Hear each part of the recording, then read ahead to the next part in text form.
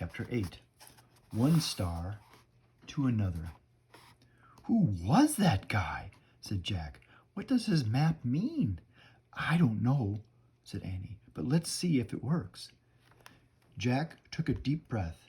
"Yeah, we better hurry back. I think I'm running out of air. It feels harder to breathe." "Yeah, for me too," said Annie. "Go slow. Don't breathe too much," said Jack. He and Annie took long floating steps toward the moon base. Jack held his breath as if he were underwater. By the time they got to the white dome, he was ready to burst. Annie pushed the button beside the huge door. It slid open. They hurried into the airlock. The door closed behind them, and the door to the hallway opened.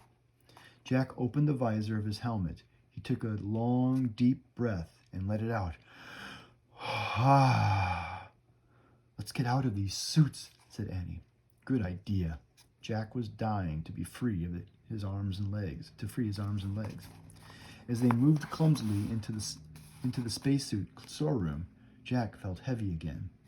He and Annie unlocked each other's helmets, gloves, and boots and pulled everything off. They stepped out of their bulky suits.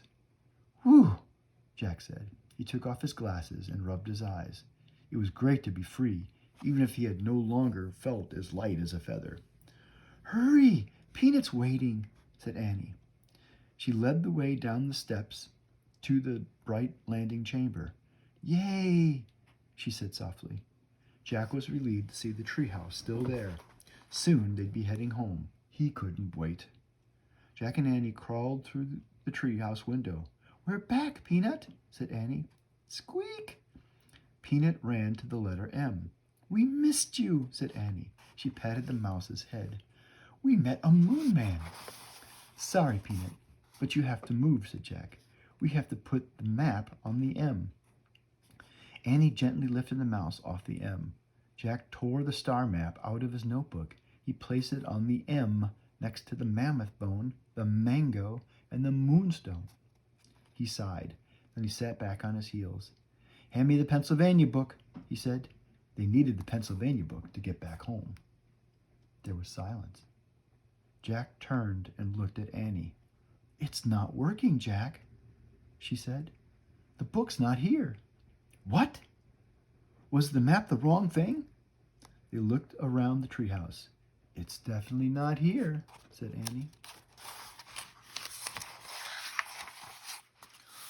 "Oh, no." Jack's heart sank. He picked the star map and stared at it. "Squeak! Squeak!" Peanut jumped out of Annie's arms and scurried back to the letter M. "I've got an idea," said Jack. He reached into his pack and took out his pencil. "What are you doing?" said Annie. "You know how to draw a constellation?" said Jack. "You connect all the stars. What happens if we try that?"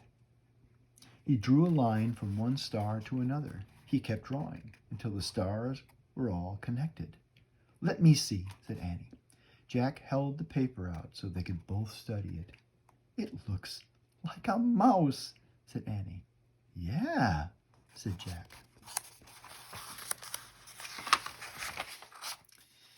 "Is there such thing as a mouse constellation?" said Annie. "I don't think so," said Jack. "Squeak!" Annie and Jack looked at Peanut. She was standing on the M. "Oh, wow, Jack," Annie whispered. "I think I know what the fourth thing is." Jack grinned. "Me too," he said. "It's a mouse." They said it together. "Squeak, squeak." "Maybe the spell is moonstone, mango, mammoth bone, mouse," said Annie. Jack touched the M thing in turn as he whispered, "Moonstone, mango, mammoth, bone, mouse." "Let's say it over and over and see what happens," said Annie. Together they chanted, "Moonstone, mango, mammoth bone, mouse. Moonstone, mango, mammoth bone, mouse." Suddenly, a bright light filled the treehouse. The light got brighter and brighter and brighter. The brightness was blinding and whirling. The air spun with brightness. Then everything was clear. Peanut, the mouse, was gone. and Morgan Le Fay stood before Jack and Annie.